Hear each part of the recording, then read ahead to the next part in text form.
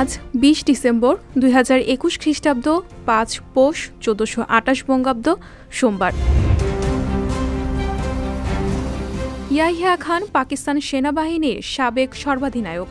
১৯৭১ সালের ২০ ডিসেম্বরের এই দিনে ইয়াহিয়া খান পাকিস্তানের রাষ্ট্রপতির পদ থেকে ইস্তফা দেন। সেই সঙ্গে জুলফিকার আলী ভুট্টো পাকিস্তানের প্রধানমন্ত্রী হন। ১৯৫৭ সালের ২০ ডিসেম্বর সান ফ্রান্সিসকো চলচ্চিত্র উৎসবে সত্যজিৎ রায় পরিচালিত পথের পাঁচালী শ্রেষ্ঠ চলচ্চিত্র পুরস্কার পায়। ১৯২৯ সালে নন্দিত কথাশিল্পী বিভূতিভূষণ বন্দ্যোপাধ্যায় রচিত পথের পাঁচালী উপন্যাস অবলম্বনে নির্মিত হয় ছবিটি।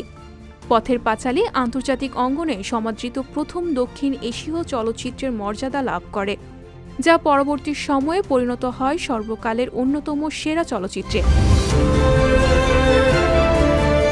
১৯৪২ সালের দ্বিতীয় বিশ্বযুদ্ধের সময় ২০ ডিসেম্বরের এই রাতে কলকাতার আকাশে চক্কর দেয় জাপানের বোমারু বিমান। মিত্রশক্তিতে টিট করতে একের পর এক বোমা ফেলে। বিস্ফোরণে মারা যান বহু সাধারণ মানুষ।